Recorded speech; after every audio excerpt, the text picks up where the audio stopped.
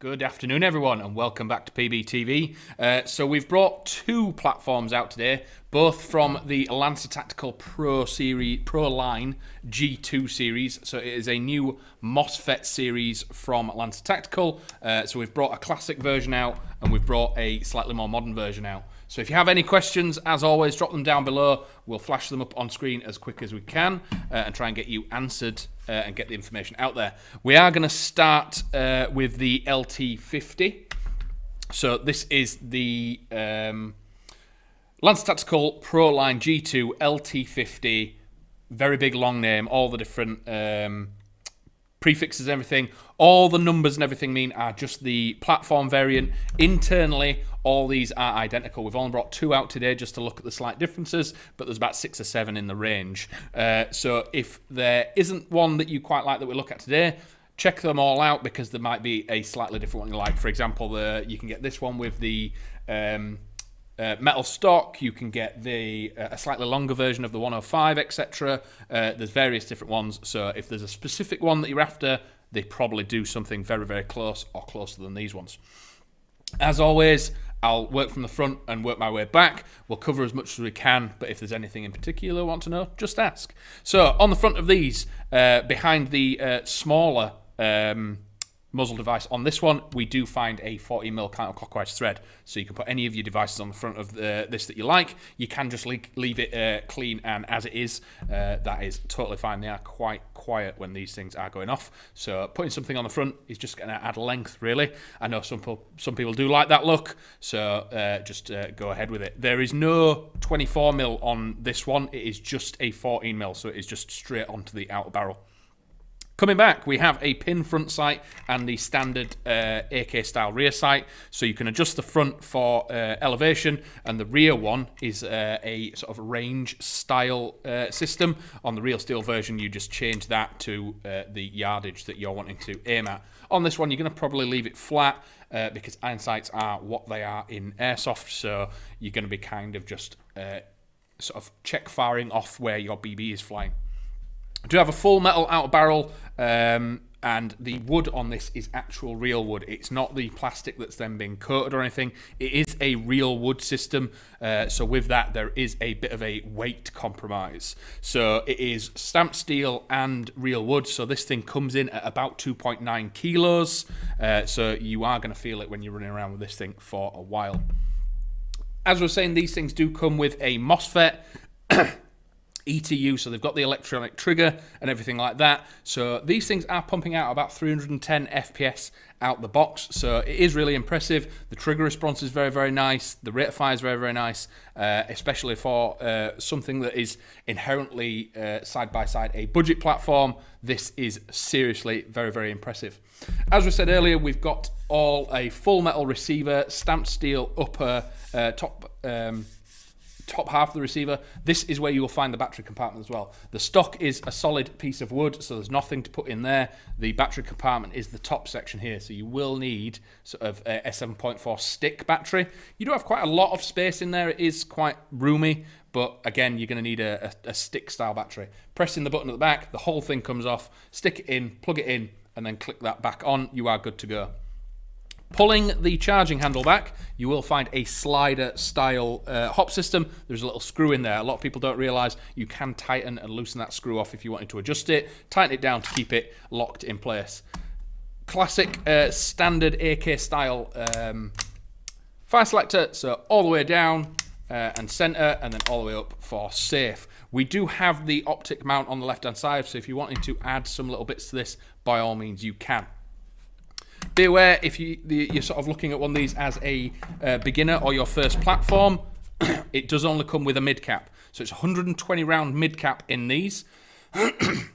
So if you are starting out, you might need an extra one or anything like that. Any standard AK style magazine will fit, so you are you can quite easily get extra mags for it. We all, in the office, when we were checking these out and testing them, the mags go in really easy on this. Sometimes people that aren't used to the AK platform can struggle a little bit. They just seem to drop in really nicely. The mag release is really smooth and nice. Very, very impressive. Reaper.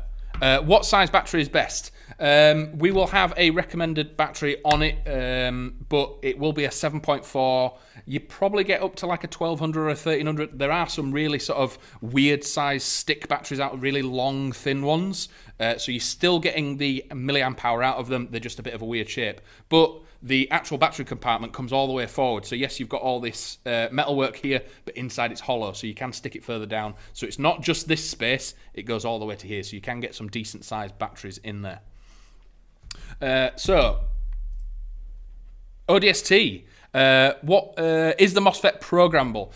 Not as far as I'm aware. The MOSFET and the ETU are purely the electronic trigger system is just what that is. It is a button rather than metal contacts, and the MOSFET is a protection MOSFET. So you'll have a battery, polarization, all that kind of stuff. It is all on the tech and the description, because obviously you could go very, very deep into MOSFETs and just describe a load of tech stuff.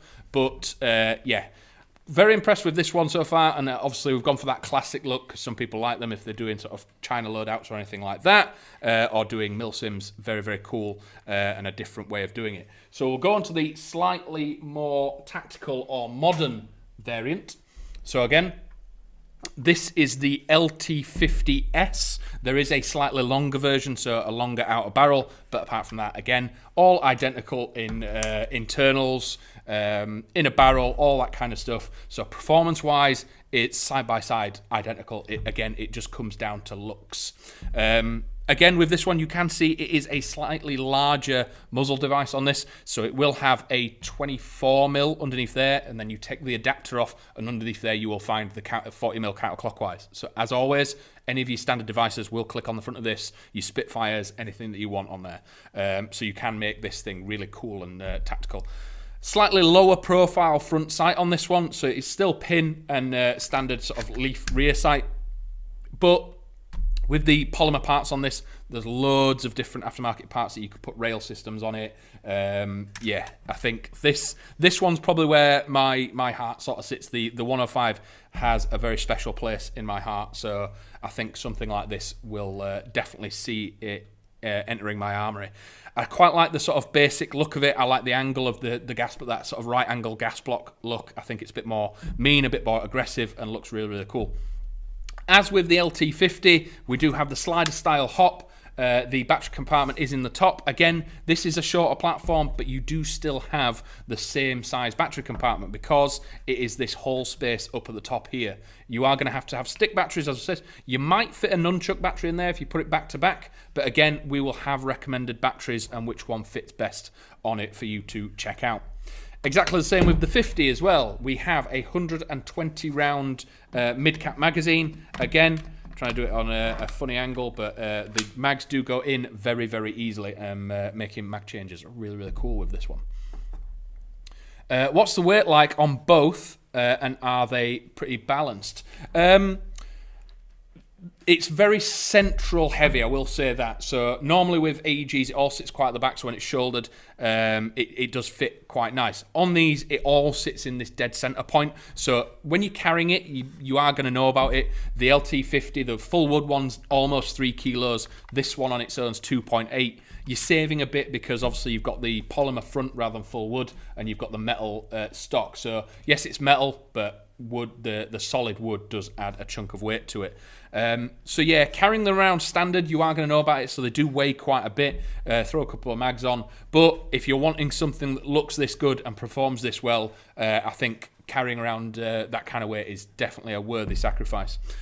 Along with the MOSFET and the ETU, obviously I said you've got the 14mm on the front. We do have a Type Bore 6.03mm in a barrel, so these things are going to be accurate. That grouping's going to be nice and tight. On this one, it's about 320mm in length. On the LT50, the full size one, it's 455. So you are getting sort of the things that people normally want to put in things as soon as they get something are already in it. You've got the MOSFET protection, you've got the ETU, putting these things through the chrono. The trigger response for what is essentially a very, very budget platform is just incredible. Very, very impressed with them. The build quality is absolutely phenomenal. There's very little to any rattle. You're going to get a little bit of rattle on this one because you've got the metal style stock, and the AK style mag does have a little left-right wobble. But apart from that, these things are built to last, definitely.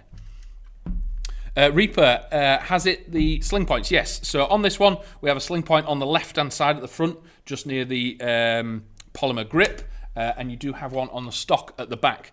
Matching that on the 50, the LT50, again, you have one at the front in front of the wood git, and you will have one at the back, but not on the stock like this one. It's on the other side. So stock options are available, and you can sort of tweak them as you see fit.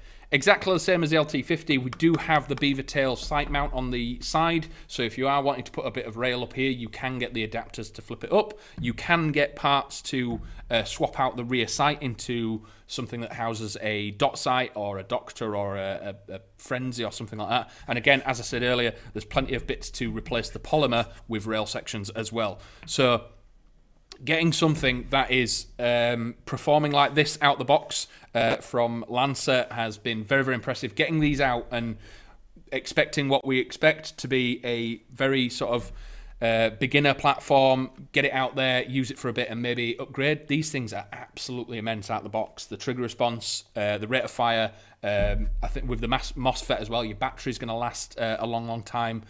Really, really impressed with them. ODST, this might be obvious answer, but can it use the AK-74 mags in the 47 and vice versa? So the AK platform, so the one down below, the one that I looked before, the AK-74, all AK platforms use pretty much, it's like an M4. They all use the same magazines, and because it is a standard AEG, it is using standard AK AEG magazines. So there's no difference between the wood and the metal version and all the other versions, and even between brands, you are most likely going to be able to use AEG magazines. So Nuprol AK magazines, grab some. If you're wanting a high cap, you'll be able to throw that in there. Drum mags, again, if there's a drum mag around, like Battle Axe or something like that, that'll click straight into here and you'll be able to use it absolutely no problem. But what we were very impressed with the Lancer style magazines is that they just click in and drop in place really, really easily, and the mag release is very, very intuitive as well. As I said, same with the LT50, it does have a slider style hop, and those that join us, there is a little screw. A lot of people don't realise that on the slider style hop, there's a very small screw. You can just nip it up tightly, don't go crazy with it, but yeah, you can just tighten that up and it just holds it in place, meaning that slider's not going to move, because if it is loose, you can get a little bit of judder each way. But if there's any final questions, by all means drop them down below. I'm quite happy to talk about these because I'm really, really impressed with them. So as I was saying, there's about 7 different variants. We've looked at 2. For example, the LT50, it's about 90 odd centimeters in length. The shorter ones, anywhere from 60 if this thing's folded away. So there's a button on the left hand side, you press that and this will fold away, and then you can spring it back out. So again, easy to put in a case, para case or anything like that if you're transporting it around. And again, once it's all the way out, this thing's about 83. So definitely CQB friendly. I mean, if you know what you're doing, anything CQB friendly, it doesn't matter how big it is. But very impressed with them. If you're interested in something like this, you can grab one now if you want. There's loads of different versions. There's a longer version of this that's really, really cool. There's the LT50 with this stock on it. There's all sorts. So there's plenty to choose from, and we hope you enjoy them. Looking forward to people getting these out in the field and seeing and telling us what they think of them, because they have truly impressed us out the box. But if that's everything for today, if you want to join us again on Friday, we have a very, very special brand new product hitting us this week. So we're going to get it online and do a live stream on Friday. Might look similar to this, but maybe a much brighter white colour, and maybe does some sort of recoil when you shoot it. But until then, we'll leave it until Friday, and until then, I'll see you in a bit. Bye.